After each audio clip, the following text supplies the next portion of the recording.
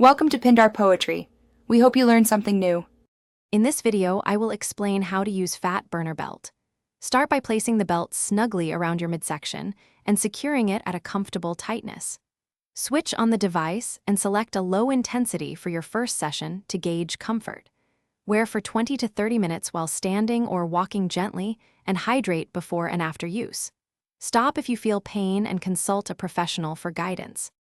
Before using the Fat Burner Belt, check the skin for irritation and shave excessive hair to improve contact. Read the manual to learn device controls and contraindications.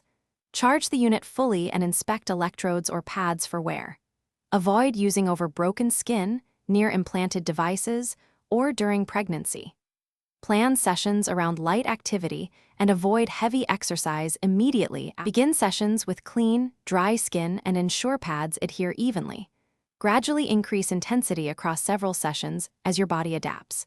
Combine belt use with proper nutrition and regular exercise to support fat loss goals. Track duration and intensity in a log to monitor progress and prevent overuse.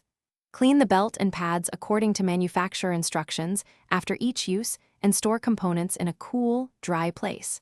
Check battery regularly. Thanks for watching. Consider subscribing if we helped you.